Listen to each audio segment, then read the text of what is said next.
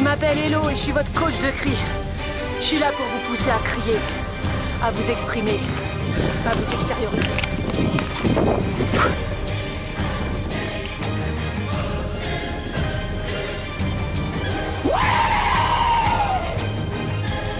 Crier, c'est oser!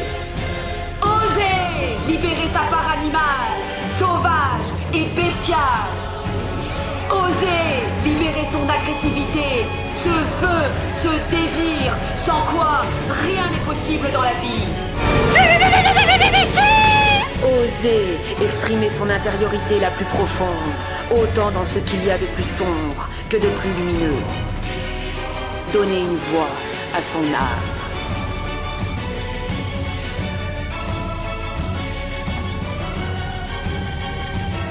Eh bien, j'espère que ce micro-clip de présentation vous aura plu et surtout vous aura fait vibrer. J'ai mis le paquet en utilisant comme musique de fond cette musique gothique. Non pas parce que je suis fan de musique gothique, mais parce que c'est une musique qui exprime beaucoup d'intensité. Et en même temps, qui génère un certain stress. C'est une musique qui fait flipper.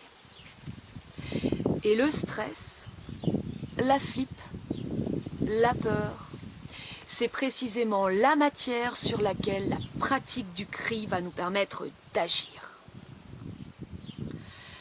Pour le dire très simplement, le cri en tant que pratique, c'est ce qui va nous permettre d'utiliser l'énergie négative du stress pour la transformer en énergie positive.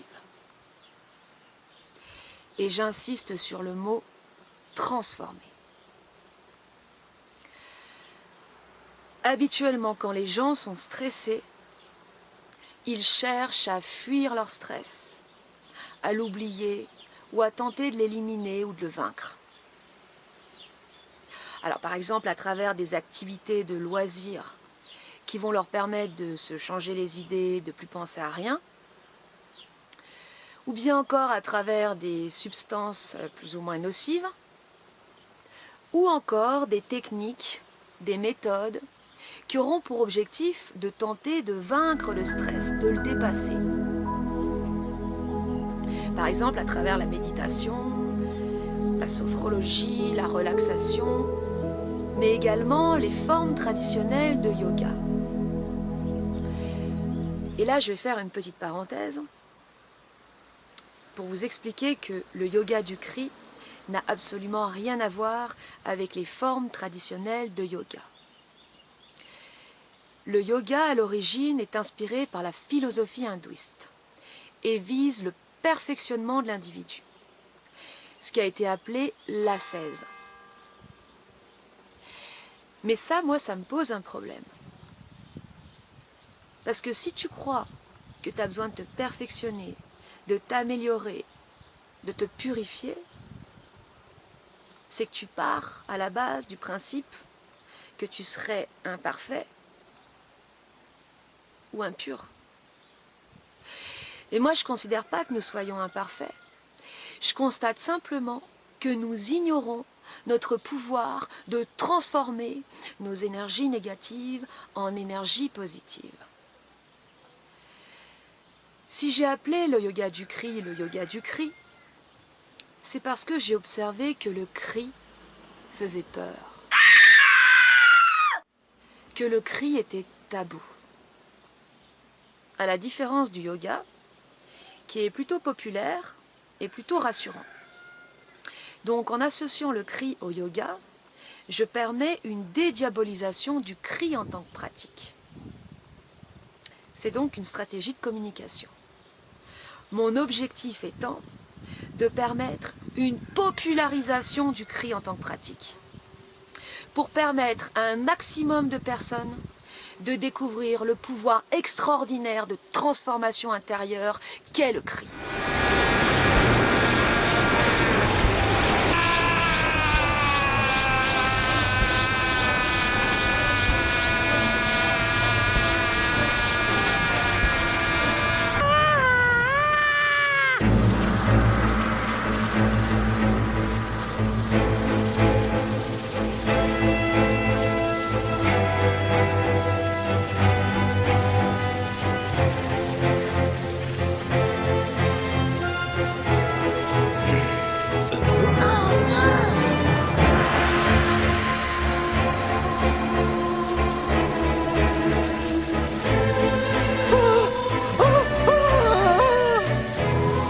avez devant vous un Super Saiyan 3. Excusez-moi si je vous ai fait un peu attendre. Je ne suis pas encore bien habitué à cette transformation. Je me suis amusée au montage. Ce qui est bien avec le yoga du cri, c'est que ça fait aussi yoga du rire. C'est le yoga 2 en 1, comme le shampoing. Pour en terminer avec l'influence de la philosophie hindouiste, c'est facile de se débarrasser de la peur et du stress par des croyances. Dans la philosophie hindouiste, il y a la croyance en la réincarnation. Et ça, c'est bien pratique. Parce que quand tu as une vie de merde, tu te dis, bah, c'est pas grave, dans la vie d'après, je ferai mieux. Et ça entretient la procrastination. Les croyances empêchent d'agir, empêchent de se transformer. Donc pour conclure, le stress, il ne s'agit pas de tenter de l'éliminer, de le fuir, de le vaincre, de le dépasser, ni même de le remplacer par des croyances, mais de l'utiliser comme une matière première.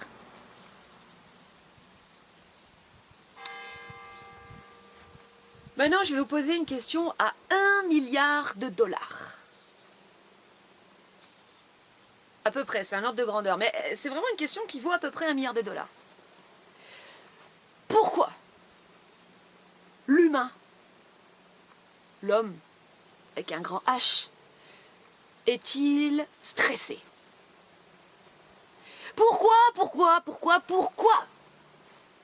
À la différence de l'animal, qui lui peut être confronté à des situations de stress, face à un danger, mais n'est pas stressé comme nous le sommes quotidiennement. Sans qu'il y ait forcément de raison à ce stress. C'est-à-dire qu'on peut tout avoir, on peut manquer de rien, et pourtant ça n'empêche pas d'être stressé. Pourquoi? Je vous laisse quelques secondes là pour roulement de tambour. Parce que l'élément fondamental qui nous sépare de l'animal, c'est que nous les humains, nous savons qu'un jour nous allons mourir et que notre temps nous est compté. C'est ce savoir qui génère cette anxiété au quotidien. Cette anxiété appelée également pulsion de mort.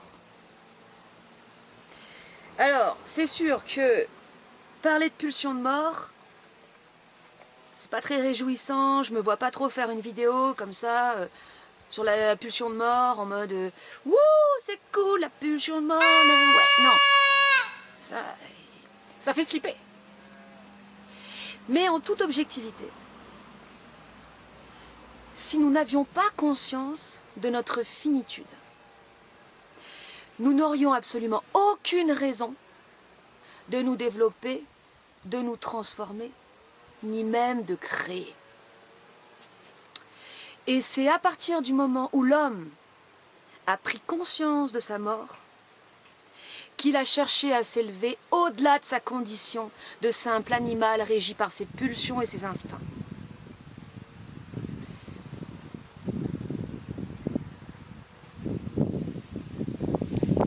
C'est la conscience de sa mort qui l'a amené dans cette quête de transcendance, manifestée à travers son art.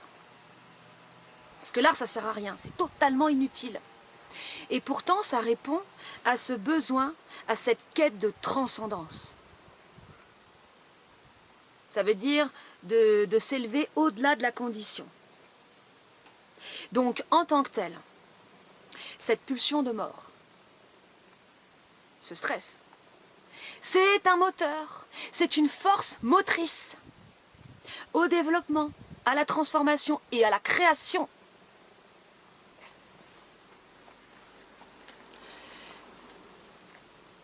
Aujourd'hui, on entend souvent des gens dire l'homme est un parasite, il détruit la planète, alors que les animaux, eux, sont beaucoup plus respectueux de leur environnement.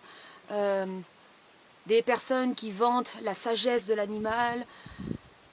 Et ça m'énerve beaucoup. Parce que c'est oublier que l'animal, lui, il ne se pose pas de questions existentielles. Il est régi par ses instincts. L'homme, lui, il a des questions existentielles et il a sa pulsion de mort à gérer. Et c'est parce qu'il ne sait pas gérer sa pulsion de mort, c'est parce qu'il ne sait pas utiliser ce stress comme une énergie pour la transformer de manière intelligente et créative, c'est parce qu'il préfère la fuir à travers toutes sortes d'activités compensatrices, à travers la consommation, à travers aussi le fait de manger plus que ce que tu as besoin, à travers le fait d'acheter plus que ce que tu as besoin, justement pour compenser que y a les problèmes qui arrivent. Mais parler de la sagesse de l'animal, c'est inadapté. Pour qu'il y ait une sagesse, il faut qu'il y ait une conscience. L'animal en tant que tel, il n'est pas sage.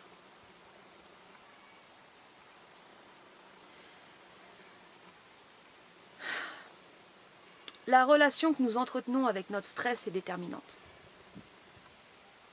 C'est ça qui va faire qu'on va être une personne qui se fuit elle-même ou qui se transforme réellement de l'intérieur.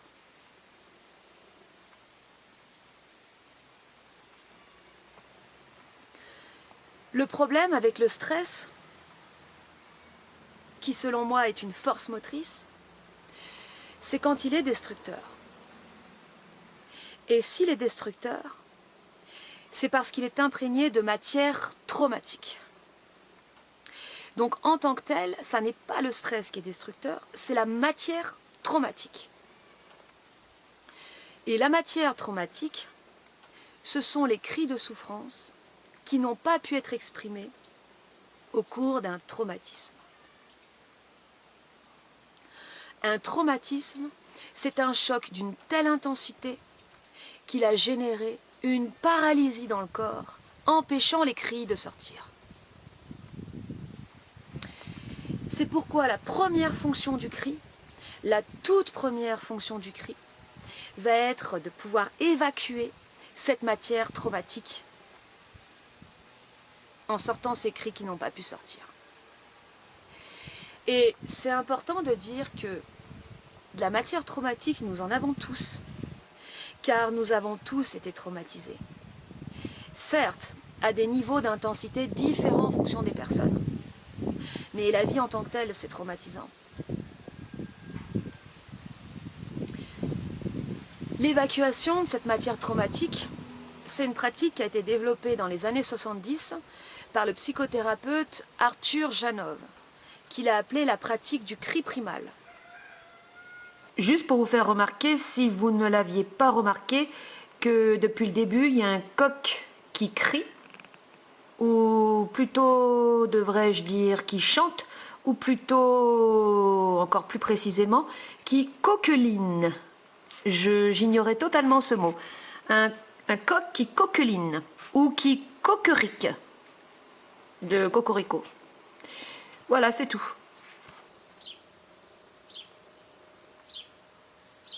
Bon, je l'entends plus. Le cri primal est ce qui va nous permettre d'exprimer le fond du fond du fond du fond de notre souffrance, notre intériorité la plus profonde, sans aucune barrière, sans aucune résistance. Le cri primal se pratique dans un endroit isolé. Ça va de soi. Et va participer d'un puissant déblocage des résistances liées à des peurs viscéralement ancrées en nous. La peur de s'exprimer, avec la peur d'extérioriser sa souffrance. La peur de l'inconnu, face à la nouveauté que cette pratique représente. La peur de déranger, liée à la peur que quelqu'un nous entende et soit inquiété. Et enfin, la peur d'être jugé, avec la peur que quelqu'un nous surprenne et nous juge. Avant de pratiquer le cri primal, la personne s'échauffe la voix. C'est elle qui va décider au moment de crier du niveau d'intensité des sons qu'elle va émettre. Elle va pouvoir ainsi crier avec des niveaux qui vont s'intensifier progressivement afin d'éviter un déchirement des cordes vocales. Les cordes vocales se déchirent lorsque la personne crie subitement et sans échauffement et qu'elle s'aventure dans des tonalités qu'elle n'a pas l'habitude de pratiquer, surtout lorsqu'il s'agit de tonalités aiguës. Afin que l'évacuation de cette matière traumatique soit efficace, la personne va rechercher à émettre les sons les plus graves possibles. Ce sont les sonorités graves qui vont permettre à cette matière traumatique, cette matière grave si on peut dire, de remonter pour être évacuée. Ce cri va se pratiquer seulement le nombre de fois nécessaire pour évacuer la matière traumatique. Le cri primal est en effet une pratique occasionnelle, qui n'a absolument aucune raison d'être entretenue ni perfectionnée en tant que pratique régulière. Le cri primal se pratique dans un endroit isolé, afin que la personne puisse crier sans aucune résistance. La cage thoracique doit être totalement déployée et la personne doit se tenir debout. Le fait que la personne choisisse elle-même l'endroit où elle va crier est très important, car cette décision va engager, par l'intention qui va être posée, un processus de reconnexion avec elle-même, avec son intériorité, qui sera développé plus en détail dans la deuxième fonction du cri. Le tout premier cri peut être très difficile à sortir, en raison des blocages et des résistances internes, liées justement à cette matière traumatique qui empêche l'expression et l'extériorisation des émotions et de la souffrance. Le phénomène d'autocensure, lié à la peur de déranger, s'active dans de nombreux cas. Et ce qui empêche la personne de crier au début, c'est en général une pensée du style « Mince, et si je dérangeais quelqu'un ? Et si j'inquiétais quelqu'un ?» Même s'il n'y a personne à moins de plusieurs kilomètres. C'est en ce sens que le cri va participer d'un puissant déblocage de cette peur de déranger, qui est le pire des freins au développement et à la création dans la vie. Le support pour aider la personne à crier la première fois peut être de visualiser la lettre A, ou une onomatopée du style « Waouh !»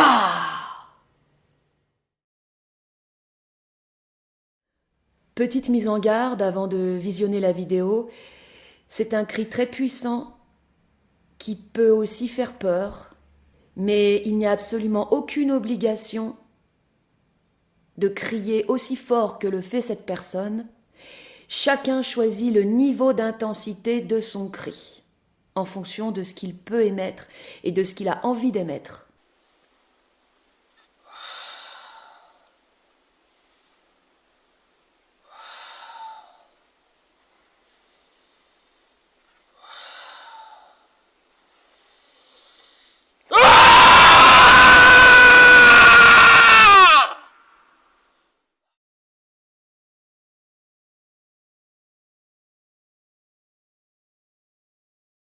La deuxième fonction du cri, c'est qu'il va nous permettre de nous reconnecter à notre part animale.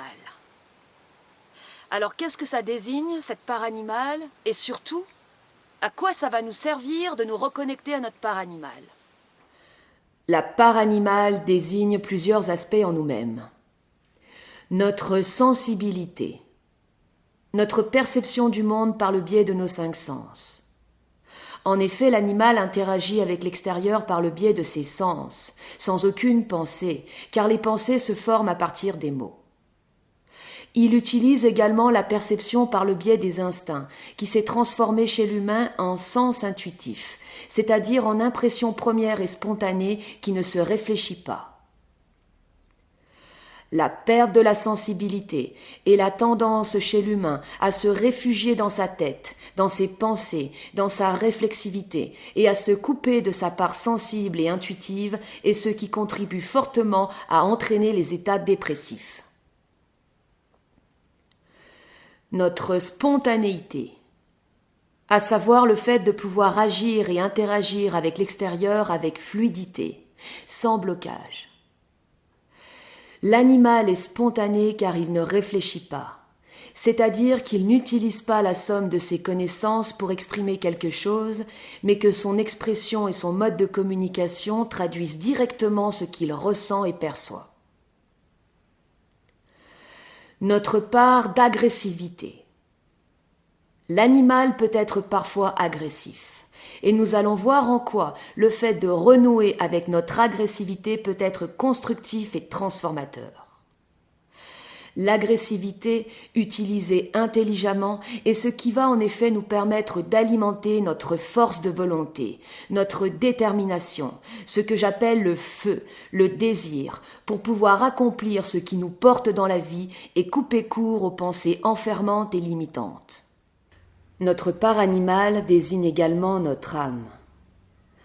Dans l'étymologie du mot âme, anima animus, qui désigne le principe d'animation de la vie par le souffle, la respiration, nous retrouvons la même racine que le mot animal.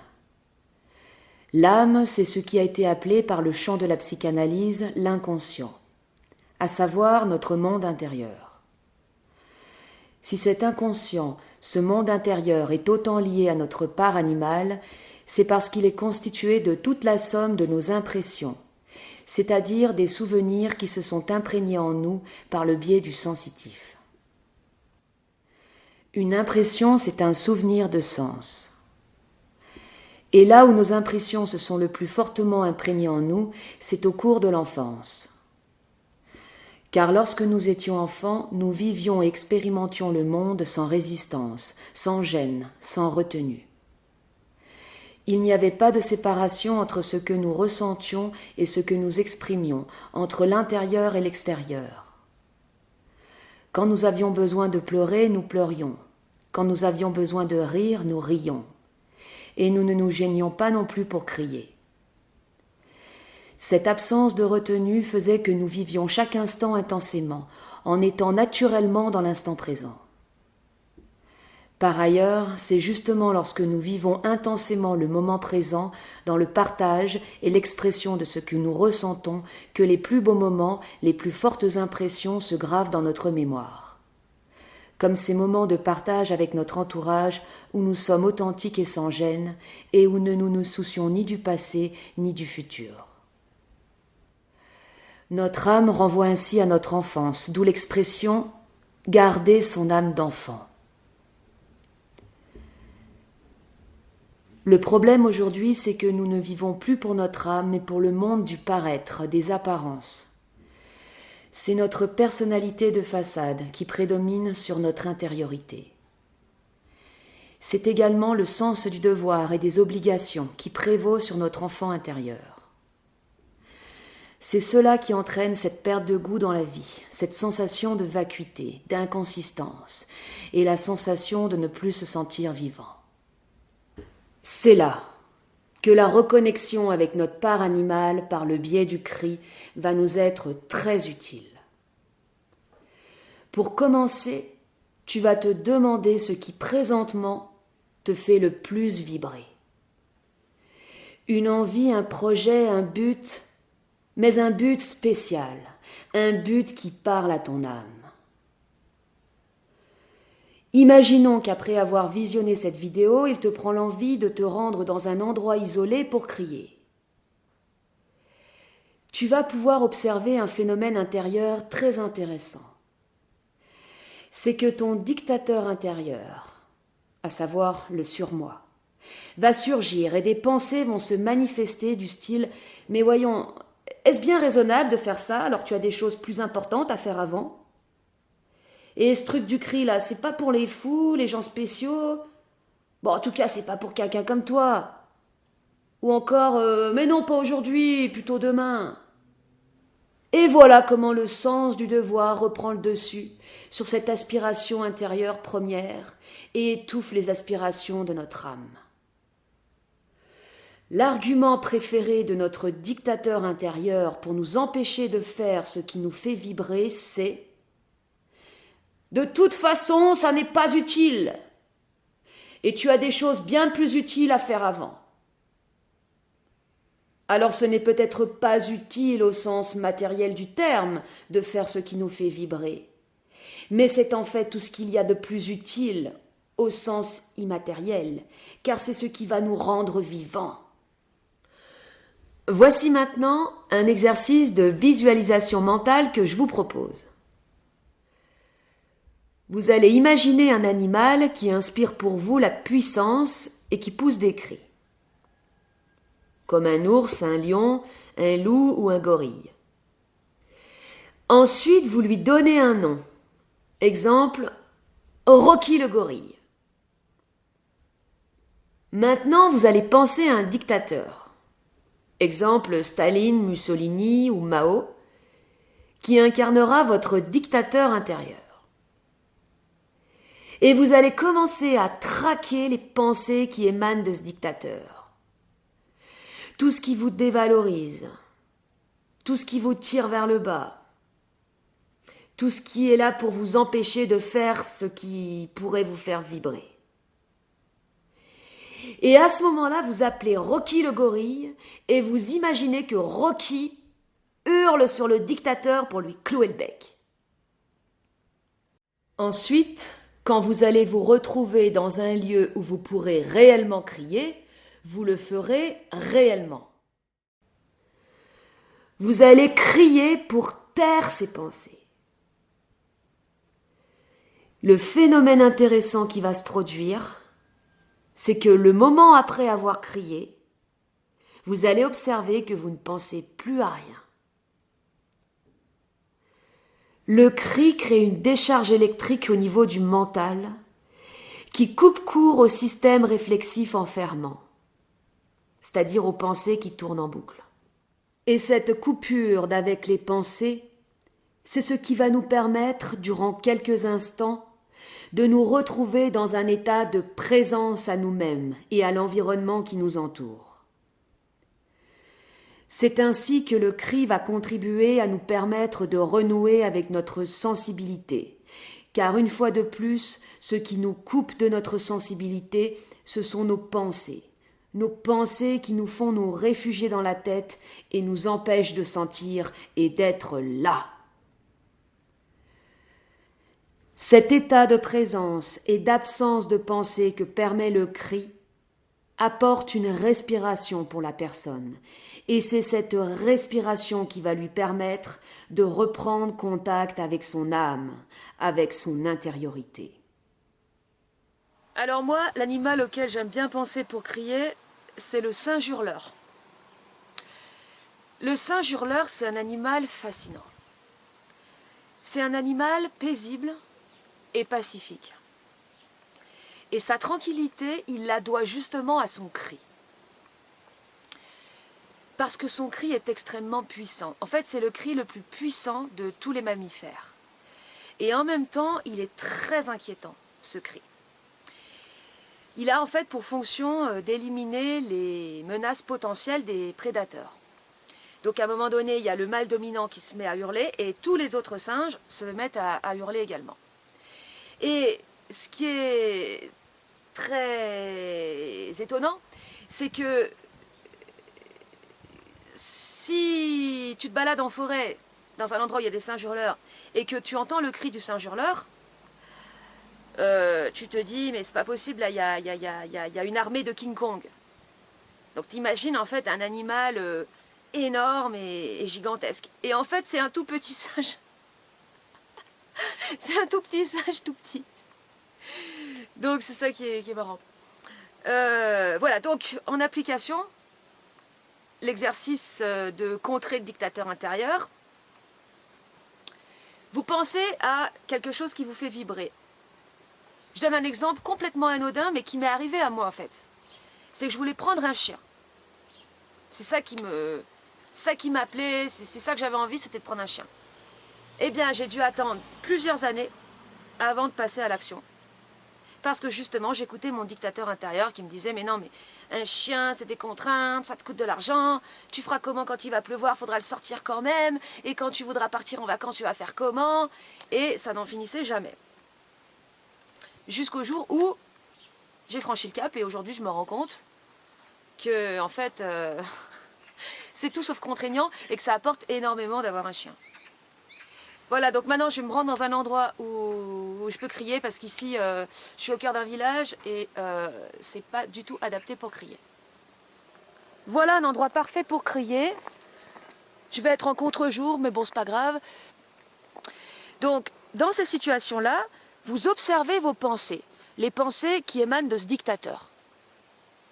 Et vous faites donc de la visualisation mentale dans le cas où vous ne pourriez pas crier, parce que bon, vous n'allez pas crier comme un animal chez vous, si vous avez des voisins, tout ça. Mais vous visualisez bien ces pensées. Vous imaginez que votre animal, il cloue le bec à votre dictateur, ok?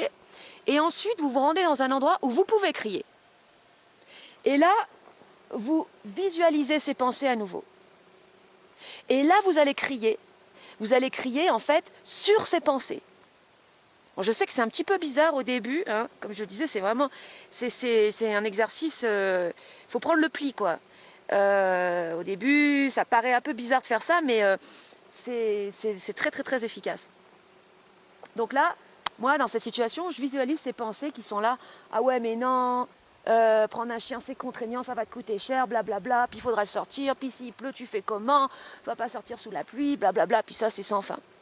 Je visualise tout ça et là, attention, je vais crier.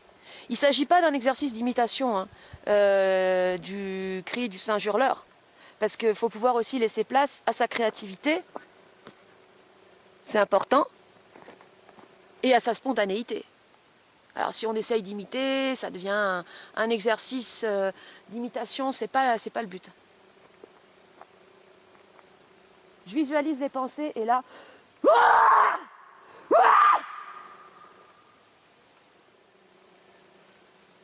Et à ce moment-là, ce qui se produit, vous allez l'observer juste après, c'est que, après avoir crié, vous ne pensez plus à rien.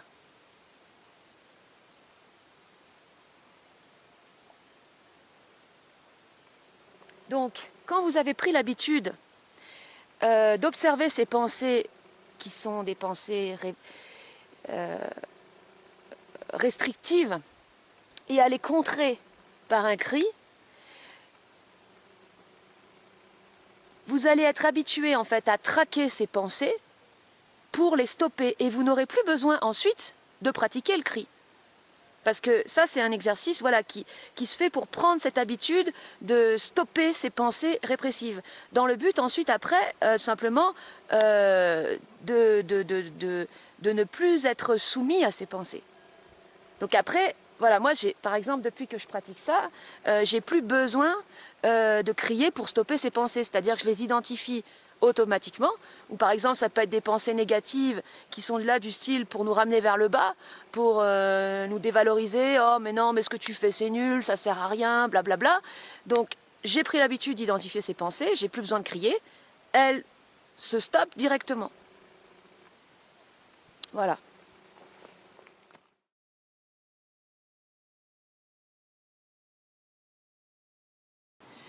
Je vous ai parlé au début du pouvoir de transformation du cri, de transformer nos énergies négatives en énergies positives. Il s'agit là de la fonction cathartique du cri. Cathartique, ça vient de catharsis. Et la catharsis, bon, à l'origine, ça veut dire séparer le bon du mauvais. Mais Aristote, le philosophe grec, a apporté sa propre définition à ce mot qui est devenu en fait la définition officielle, on peut dire, qui désigne selon lui la purge des passions et des émotions, la purge et la conversion des passions à travers l'art. C'était selon lui en fait la fonction de la pièce de théâtre dramatique de créer une purge et une conversion des passions chez les spectateurs. En gros, de mettre les spectateurs dans tous leurs états pour que leurs passions, leurs émotions, leurs souffrances, leurs non-dits remontent, soient exultés, purgés et convertis. Donc en fait, transformés. Et donc en fait, c'est le pouvoir transformateur de l'art. Et c'est ça qui va faire la puissance d'une œuvre. En gros, la puissance d'une œuvre sera définie en fonction de son pouvoir cathartique. Alors, ça peut paraître un petit peu abstrait, mais j'ai trouvé comme point de comparaison la pratique du haka chez les rugbyman, qui est à l'origine issue d'une tradition maori. Avant de jouer, les joueurs sont flippés. Ils ont peur. Donc, en fait, ils vont utiliser cette matière de peur et de stress pour la transformer. Le cri va transformer cette énergie en force de volonté, en détermination, et va permettre également de créer un lien entre les joueurs, à motiver en fait l'équipe. Et ça, c'est justement la fonction cathartique du cri qui transforme, qui convertit le négatif en positif. En fait, c'est hyper simple. Hein. C'est hyper simple, mais habituellement, comme je le disais aussi au début, les gens, quand ils veulent aller bien, quand ils cherchent à avoir la positive attitude, à être positifs dans leur vie, ben, ce qu'ils font, c'est qu'ils se focalisent uniquement sur le positif. Moi, j'ai fait une formation en psychologie positive. Et bon, c'était très intéressant, mais en même temps, ça m'a beaucoup dérangée. Parce que c'est une approche, justement, qui tend à focaliser toujours sur le positif. Et quand il y a du négatif, ok, aller voir le négatif, faire un peu de psychologie pour voir qu'est-ce qui ne va pas dans la vie, mais dans le but de l'éliminer, le négatif. Donc, ça va pas parce que pour moi, ça s'est complètement déconnecté de la vie et du réel. Parce que la vie en tant que telle, c'est positif et négatif. Tu nais et à un moment donné, tu meurs. Et si tu veux pas avoir le négatif dans la vie, tu veux te focaliser uniquement sur le positif, bah, quand tu vas avoir une grosse claque, tu ne seras pas habitué à faire avec le négatif, à le transformer, et puis tu vas être soit mis plus bas que terre, soit tu vas faire comme si ça n'existait pas. Et tu vas te projeter dans un espace totalement irréel, où tu vas chercher des consolations dans des trucs qui vont te déconnecter en fait de la réalité. Donc, pour créer du positif, il faut utiliser comme base le négatif. Hyper simple. Les personnes les plus inspirantes pour les autres, ce sont les personnes qui ont vécu des épreuves difficiles et qui ont réussi à les surmonter. Ce sont les personnes qui ont réussi à transformer leur matière de souffrance en énergie de vie. C'est important d'avoir à l'esprit que tu ne peux pas créer du positif à partir de rien. Que pour créer du positif, il faut pouvoir puiser dans le fond de soi-même toute la négativité qu'il peut y avoir et la transformer.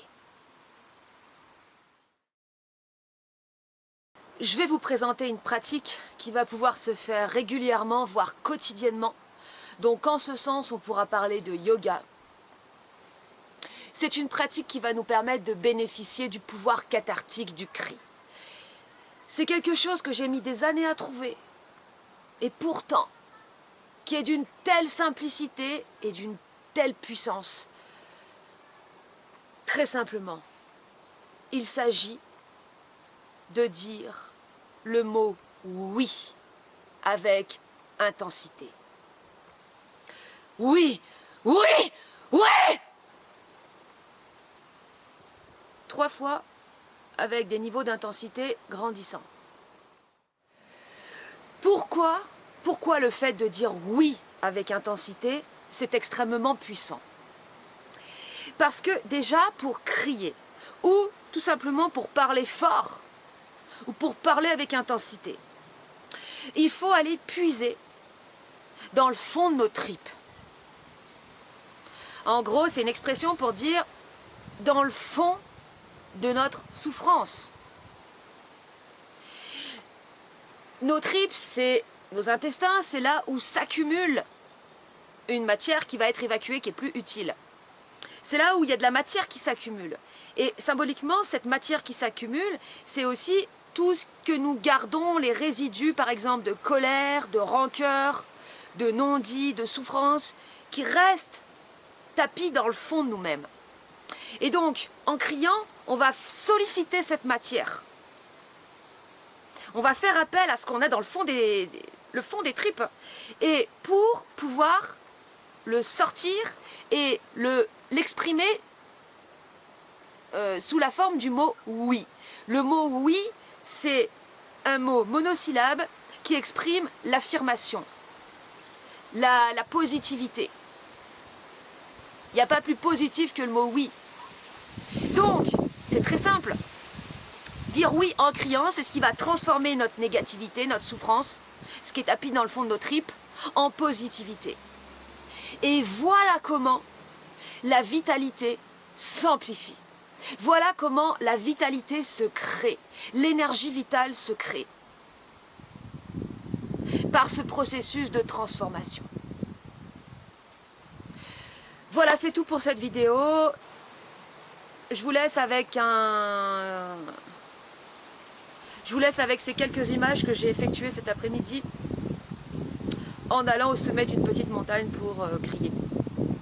En espérant que ça vous inspire, je vous dis à bientôt pour une prochaine vidéo qui permettra d'expliquer d'autres aspects du cri et mettre en avant d'autres fonctions.